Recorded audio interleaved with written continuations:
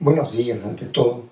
Quiero agradecer al portal Enfoque Derecho y a la Asociación Temis de la Universidad Católica por esta entrevista. Quiero también señalar que esta entrevista la doy a título personal y no en representación ni como vocero de la Corte Suprema o del Poder Judicial. Sobre la primera pregunta, quiero empezar señalando que los efectos que tiene la emergencia sanitaria respecto del trabajo judicial es realmente devastador, porque si nos encontramos como una institución que es percibida por la sociedad como lenta, como demorada, todavía más demorada será con motivo del periodo de emergencia sanitario en el que las actividades están absolutamente paralizadas, salvo en lo que se refiere al trabajo de los órganos jurisdiccionales de emergencia. Pero esa situación, a mi modo de ver, pone al servicio de justicia en la unidad de cuidados intensivos. Quiero explicar esta afirmación. Así, parafraseando lo que ha ocurrido con el COVID-19, diríamos lo siguiente: si los chinos demoraron excesivamente en informar al mundo sobre la gravedad que el coronavirus tenía para la salud de la humanidad, igualmente, diremos, el Poder Judicial se ha demorado excesivamente en reconocer que existía, llamémosle entre comillas, un coronavirus judicial que hace que la justicia sea percibida por la población como excesivamente lenta, corrupta, ineficiente, en ocasiones arbitraria y discriminante. En esa situación, en ese contexto, evidentemente la confianza ciudadana se reduce al mínimo o desaparece. Pero cuando la institución no tiene la confianza ciudadana, se coloca a la institución en una situación de vulnerabilidad frente a los otros poderes del Estado. Y esa situación es realmente peligrosa. Por esa razón, creo que es necesario que los jueces asumamos la primera línea de reconstrucción de esta crisis. Así como en una emergencia sanitaria son los médicos los que están en primera línea, en una emergencia judicial de la que venimos padeciendo ya hace algún tiempo, tienen que ser los jueces los que se encuentren en esa primera línea de reconstrucción.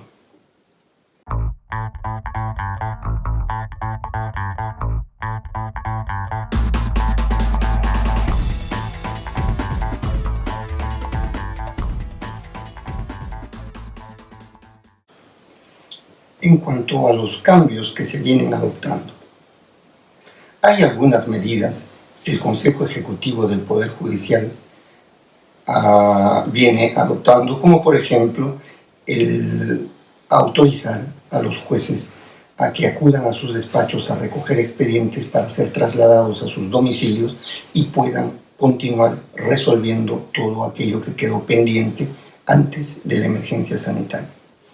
También tenemos esfuerzos aislados a nivel de la Corte Suprema, de las diversas salas supremas, en las que se vienen realizando sesiones de votación virtuales para resolver todo lo pendiente que quedó a la fecha de la entrada en vigencia de la emergencia sanitaria. Pero esos esfuerzos sanitarios pueden ser importantes, por supuesto, pero son insuficientes. Necesitamos, a mi modo de ver, adoptar un plan de retorno a la normalidad.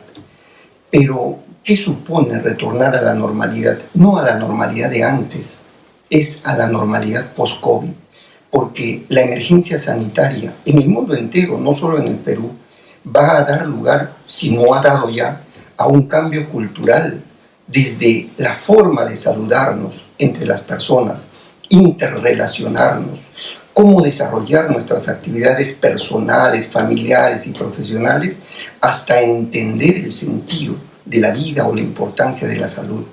Por tal motivo, esta nueva cultura tiene que ser incorporada en las medidas que se adopten. Por ejemplo, la relación juez-usuario judicial no va a poder ser una relación inmediata, directa, próxima, presencial, por mucho tiempo, y de repente en el futuro dejará de serlo. Y entonces necesitamos normar desde ahora esa situación.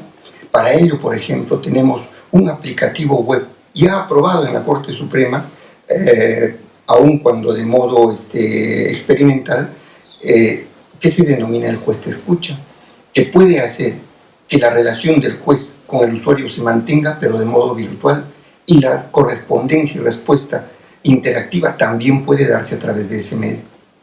Del mismo modo, hemos venido trabajando y esforzándonos en desarrollar modelos procesales orales en las diferentes áreas con preponderancia de la presencia personal de partes, abogados, interesados y público en general. Eso probablemente no sea posible en la forma como se vino haciendo hasta ahora. Entonces hay la necesidad de construir nuevas formas procesales que permitan trasladar esos espacios presenciales a espacios virtuales, pero donde se respeten o se garanticen los derechos fundamentales de las partes de igual forma o de mejor manera que cuando se desarrollaba en espacios presenciales. Es decir, vamos a tener que entrar a un cambio en el trabajo judicial que requerirá el uso de las tecnologías de información en aras de optimizar la respuesta judicial que la ciudadanía siempre espera con oportunidad y con calidad.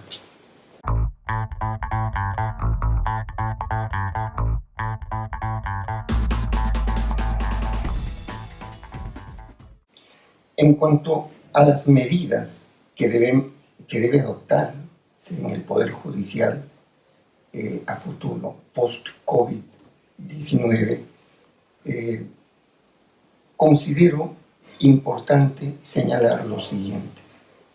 La Corte Suprema, a fines del 2019 e inicios del 2020, trabajó con el apoyo y asesoría de la Universidad ESAN lo que se ha denominado el Plan Estratégico Institucional 2020 a 2030. Y en él se ha identificado 4 objetos de política a analizar. Primero, garantizar los derechos de las personas. En segundo lugar, modernizar la calidad de la administración de justicia. En tercer lugar, consolidar la independencia y autonomía judicial. Y en cuarto lugar, fortalecer la integridad de jueces y servidores en la institución. De lo que se trata en este momento es de empezar a ejecutar, implementar ese plan estratégico. Y ese plan estratégico lo deben de trabajar los jueces esencialmente, y ello pasa por 3 momentos. En primer lugar, considero que debe aprobarse debe trabajarse el plan de reconciliación social. ¿Qué supone esto? Necesitamos recuperar como institución la confianza ciudadana. Requerimos el apoyo de la ciudadanía. Para ello, deberíamos adoptar acciones orientadas a remediar los elementos esenciales de aquello que le he denominado el coronavirus judicial. Acciones que mejoren la situación de la morosidad judicial, acciones que prevengan y erradiquen o disminuyan la corrupción judicial. Del mismo modo, acciones orientadas a mejorar las condiciones de eficiencia o eficacia en la prestación del servicio de justicia. Si desplegamos acciones en estas tres áreas, estoy seguro que muy pronto la confianza ciudadana irá recuperándose y entonces legitimando nuestra actuación en el contexto social. En segundo lugar, se requiere la designación de una comisión de jueces que con amplias facultades se encarguen de desarrollar los proyectos de reformas constitucionales y legales que el plan estratégico tiene previsto. Hay la necesidad de transformar a la institución y sus procesos en uno nuevo para estos años de 2020 al 2030.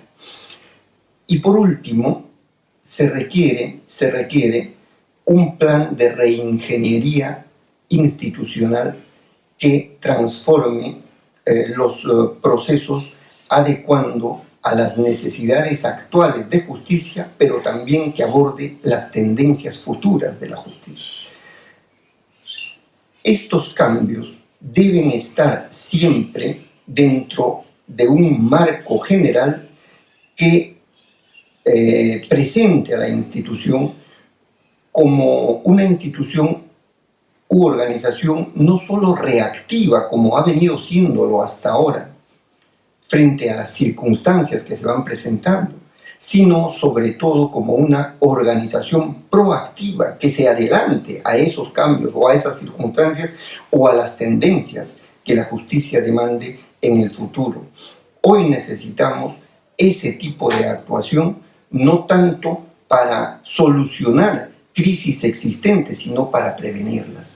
Hacia allí debe enfocarse este trabajo post-emergencia sanitaria.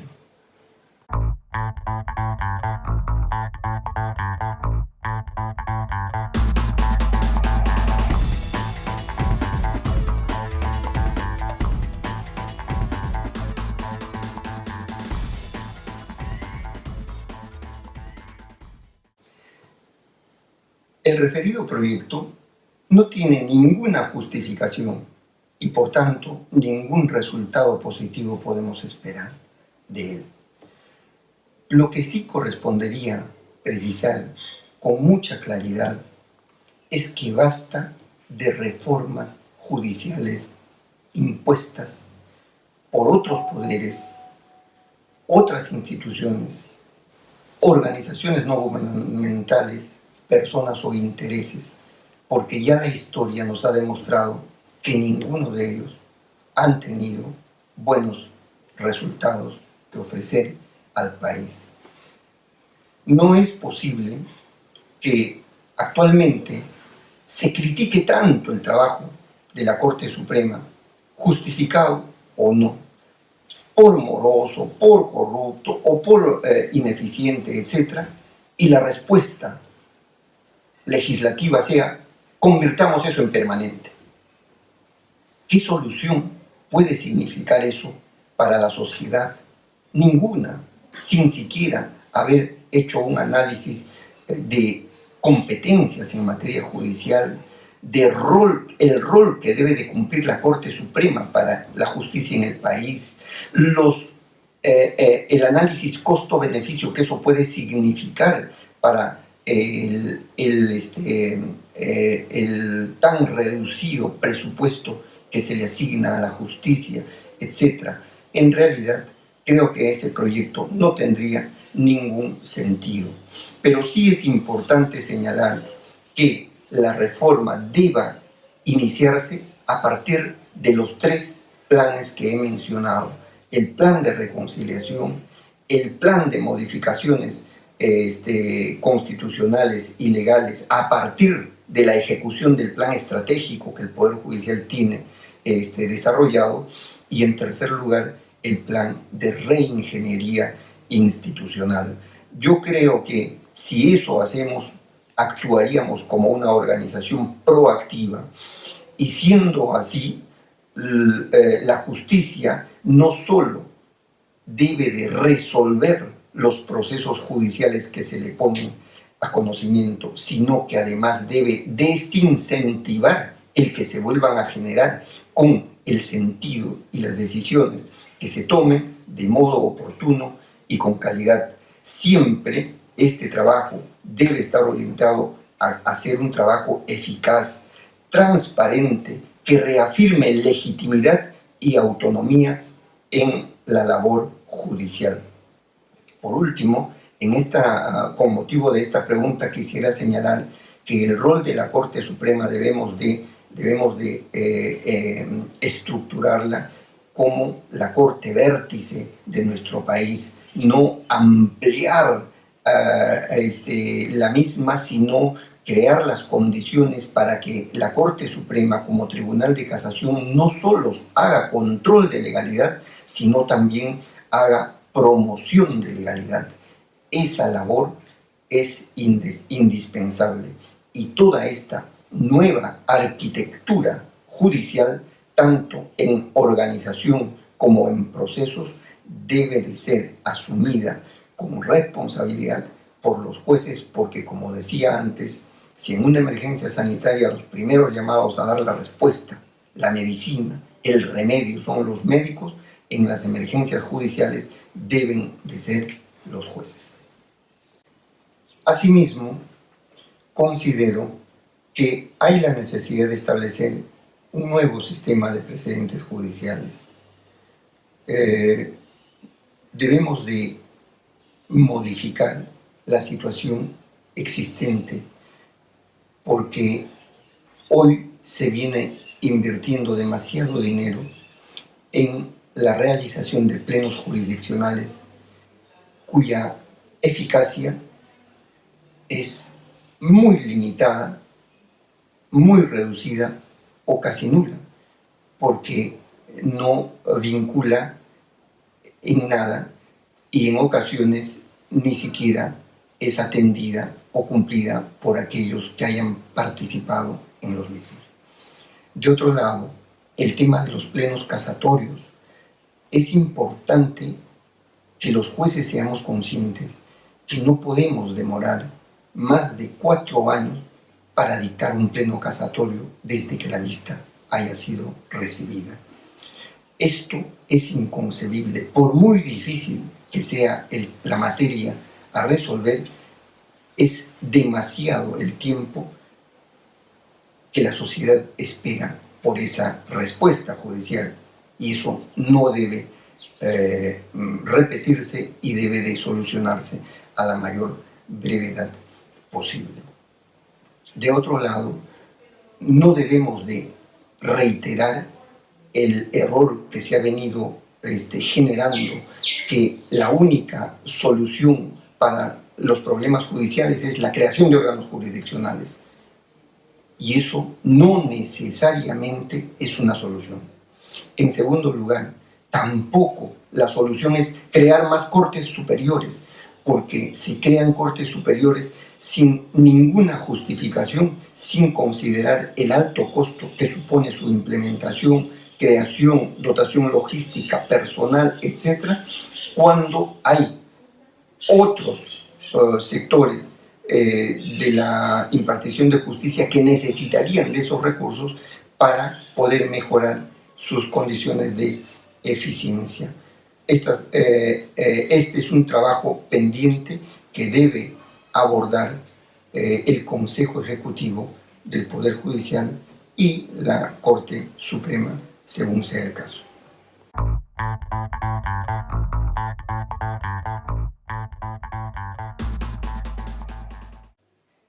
Sobre el futuro de la Corte Suprema y de la justicia, soy plenamente optimista. Veo compromiso, sensibilidad y responsabilidad en muchos magistrados interesados en construir la nueva arquitectura del sistema de justicia. Considero que el futuro es pasar de ser una organización meramente reactiva a una que sea proactiva, como lo señalé anteriormente, siendo la visión institucional del Poder Judicial constituida esencialmente por dos elementos. En primer lugar, una institución que tenga reforzado el principio de independencia y autonomía, consolidado el principio de independencia y autonomía, y de otro lado, que sea una institución merecedora de la confianza ciudadana, porque el merecer la confianza ciudadana supone ser independiente, supone ser oportuno en la respuesta judicial, supone ser eficiente, supone honestidad, integridad en el trabajo judicial, y considero que estos deben de ser estos elementos deben de constituir la visión del Poder Judicial hacia el futuro. Por último, permítame agradecer nuevamente al portal Enfoque Derecho y a la Asociación Temis de la Pontificia Universidad Católica por darnos este espacio que permita hacer conocer lo que podemos aportar al trabajo del servicio de justicia en nuestro país.